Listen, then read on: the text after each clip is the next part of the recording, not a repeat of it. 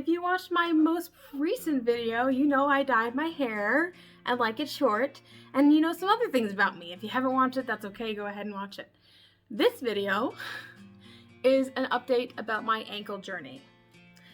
Some things have been progressing slowly, and I just wanted to give a little update, especially for people who may be going through this same injury as me, and maybe they're having a similar experience, because everyone really varies with this injury.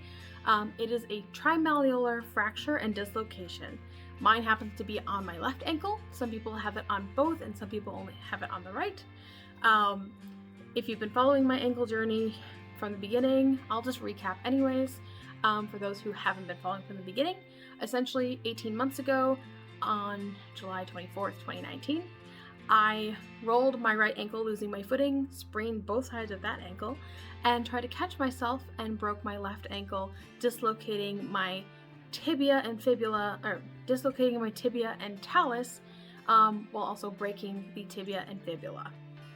So, I have, it was at work. It was a work accident, so I've been on workman's compensation. I have a bunch of hoops to jump through, a lot of red tape going on, and it's been an annoying, really draining, annoying, frustrating process. And my nose is bothering me. Hang on. I don't know why it's being itchy. Now it's bright red. Okay. Well, so I had 12 months of physical therapy, and after 12 months they said, well, we've done everything we can do. And I'm like, but I'm in so much pain and I can't do things, and like I have a very limited range of motion, and it's affecting like everything in my life. And like, are you sure? And they said, any improvement you have will be just over time. I'm like, oh, great. Time. Why is my nose so itchy? Like right here. It's right on the very tiny little bit right there. Maybe I need to get a piercing. No, we're not. Shh. Okay, fine. So my original surgeon told me basically like, hey, everything looks fine, and this is just where you're at. This is just where you're gonna be. I'm like, oh, great.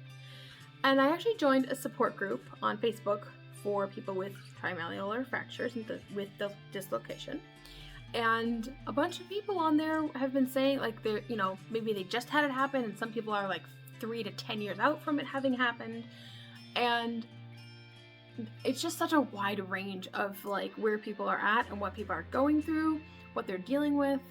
A couple people have faced or are facing amputation because the nerve damage is so bad and the scar tissue is so horrible, and they're just never able to get the amount of independence that they need, and it's just easier to cut it off and learn to live life as an amputee. I was also considering getting a wheelchair to have for like when I leave the house, to be able to go out of the house. It is winter here. We have ice, we have snow, we have slush, we have, cleared areas that it's uneven footing, and I could very easily hurt myself because I don't have the range of motion for those tiny little minute movements that you use to keep yourself balanced. I don't have that. I have very delayed balance, and kind of I don't have acute balance, right? So I could easily re-injure myself because of that, and it's just terrifying to go outside, especially in the wintertime. So all this to say, I saw that some people on there were like, hey, maybe you should get a second opinion, go to another surgeon. I was like, wait a minute, this is something I could do, right? So I contacted my GP, who I've been cleared from my previous surgeon and into GP care. And she was like, yeah, I'll hook you up with a surgeon. Fantastic. So I went into that surgeon just about a week ago now, because it's Wednesday. I saw them last Thursday. I can do math and like look at calendars. I know, I'm amazing. So I went to see them, and they looked at all my records. They listened to what I had to say and looked at like kind of like felt my ankle and everything, how it moved. And they said, your bones and your hardware, because I have 6 screws and a plate in there. It might be 5 now. I got one of the screws out in September. Okay. He said, those all look really good. The the issues you're describing is soft tissue trauma. I was like, yeah, I know. I've been saying this since the beginning. And my original surgeon did not acknowledge it until 12 appointments in. Still a little miffed about that. Because that's concerning. Like, I get that the bones are his first priority because he's the surgeon and everything. But if I'm telling you I have nerve damage and it hasn't changed when other things have changed, maybe we should look into that. So this new surgeon, he looked at everything, you know, and he said, essentially, you have a lot of scar tissue, like a lot. And scar tissue does a few things. One, it impedes nerves from healing. And I have a lot of nerve problems. When my talus and tibia dislocated, they pinched a nerve up against my skin. They just smashed it. And that has been causing problems since the very beginning. Sorry, there's a lot of cars going back and forth, so it's very distracting right now. I should just close the blinds, but I'm too lazy. So, you know, he validated, yes, you have nerve damage. And I might always have that nerve damage. How does that nerve damage affect me? Well, certain socks I can't wear, certain shoes I can't wear. Laying in bed, I have issues falling asleep. I have issues staying asleep. I have issues when I wake up. I can't really stand having blankets. Like if I'm laying on my back or sitting and my legs are reclined in front of me, I can't handle the weight of a blanket on top of my toes. Like I can't do it. I can't. And it also, that nerve stuff, if I stand too long or like I overexert myself too much and my ankle is like, hey, you worked me too hard, I have these sensations that feel like something's biting me. I also get lightning bolts, as I like to call them. They literally feel like a shock of electricity through me. Early on, I had a sensation that felt like cold water running down my leg and down my foot when it was completely dry and there was no water nearby. That rhymed. Anyway, that was probably the most pleasant out of all of the nerve damage, to be honest. But so he said, you know, the scar tissue is impeding your nerve regeneration, right? It's also, scar tissue itself is very painful. It's painful to touch. It doesn't, it's kind of difficult to explain because, so you have, when you touch any part of your skin, if you use like a light sensation, you can feel that right at the very tip top of your skin. Scar tissue doesn't have that. So if I push, I can feel that something's there pushing, but I can't like feel tiny, like, and I can't feel hot and cold. Like I've taken a cold stone, like a crystal, and just held it there, and the rest of my body can feel that cold of that stone, right? Like stones are just, they're cold, and like naturally. And I couldn't feel that. And I also can't really feel if something's really hot directly on the scar tissue that's on my skin. So there's scar tissue on my skin, there's scar tissue in the joint. The scar tissue in the joint is impeding my tendons and ligaments from moving correctly and having the range of motion I need. And I told him, well, I went swimming that past weekend and I had to wear my walking boot for 3 days afterwards because I had so much pain when I tried to bear weight on it. Sorry, I pushed on it and it didn't like that right now. I'm sorry. So when I tried to bear weight on it, there's a tendon on the medial side that just felt like it was going to snap, and it was so painful. And so I had to wear this walking boot just to get up and go to the bathroom, just to get up and make myself breakfast. And like that's, ugh. And the walking boot itself gives me problems because it misaligns my hips and my lower back, and I get a lot of pain that way, and it bothers my knee. So there's all that too. But he did say, he said, you know, right now pain is your best friend. I was like, I'm sorry, what? He said, pain means progress for you. Pain means that you are breaking up that scar tissue and you're going to get better range of motion, which is going to improve your quality of life. And I was like, okay. He goes, you have a long road ahead of you. You're still in the beginning of things, essentially. You're still in the early stages, even though it's been 18 months. And most people think, oh, it's been 18 months and you had 12 months of physical therapy, you should be fine.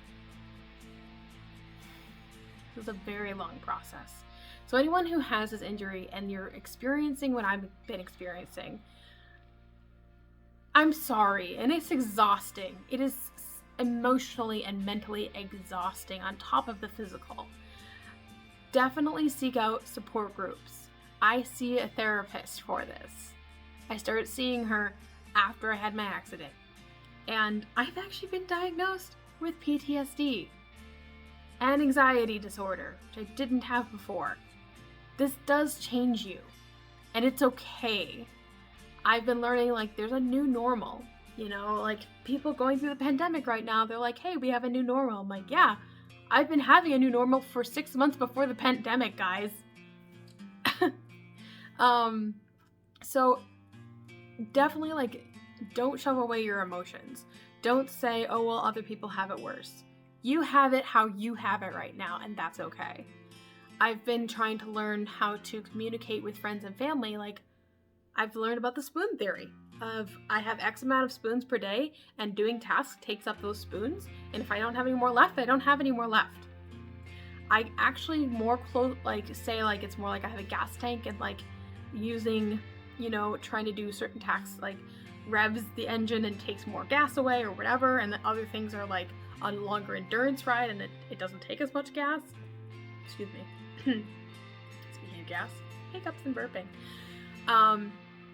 But you know, there's times where I'm running on fumes and I need a refill, and it's like, how am I gonna get that refill? What is a refill for me? Well, it's resting. It's not having to do anything. It's just taking care of my basic needs of going to the bathroom and getting food in me and sleeping. And not talking to anyone, not having any responsibilities to do. That's difficult to do in life, right? So it can take a while just to even refill partially. So yeah, it's just like going grocery shopping takes that out of me. Just to run an errand. I have to plan my whole day around that and then rest, you know?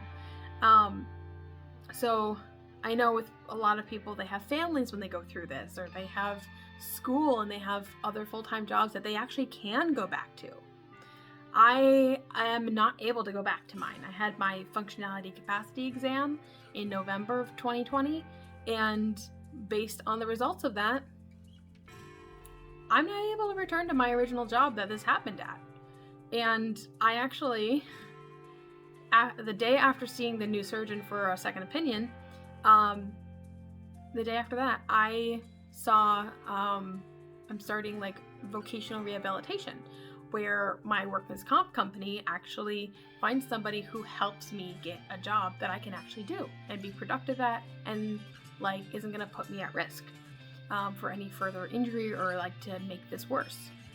And essentially, I'm extremely restricted, like very restricted, and I basically need a work from home job. It's really annoying and frustrating because there's so many jobs out there I'd actually like to do. I would love to work in a vet office, even at the front desk, but I can't do that because at vet offices, they they have to bring in the animals to be weighed. They bring in dogs up to 130 pounds even. Dogs that aren't maybe trained the best, and they jump or they pull, or they're scared, you know, they don't want to be at the vet's office. So you have to carry them. I have a carrying weight limit of 15 pounds.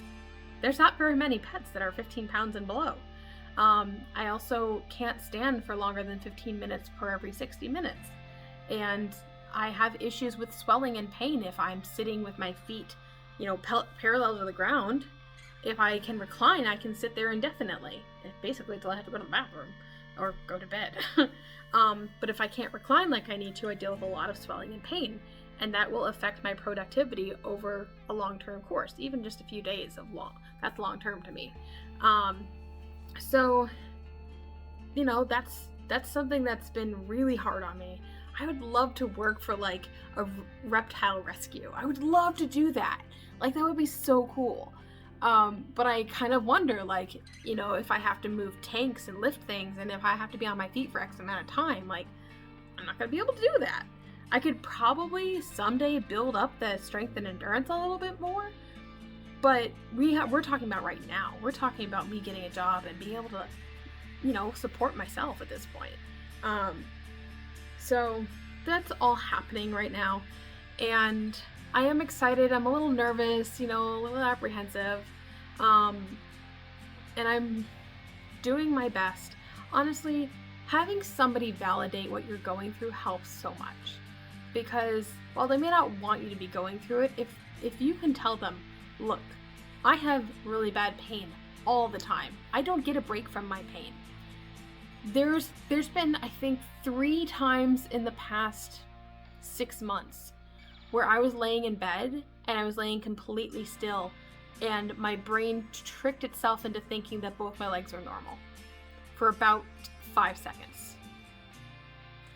And then if I move at all, if I breathe heavily, anything, like any movement or whatever, then suddenly I feel the hardware, I feel the scar tissue, I feel that pain again, I feel the nerve damage.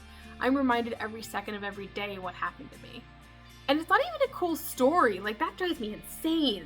It's not even a cool story, you guys. I literally took one step, an 8-inch step that's an average height step, down from a little dog run thing that I had stepped up and down off of thousands of times in 3 years. Like, just going about my daily business like any other day, and my entire life stopped in its freaking tracks and completely changed. It is irrevocably changed. I tripped over that word, but I got it out, okay? Don't come for me. Anyways, so I wanted to update you guys about this, and I hope you check out my other video about how this came to be. But yes, go ahead and check that out as well. And thank you so much for watching and following along in my journey. And I will definitely keep you updated when there's things to update you on. So you guys have a good one. Thanks so much.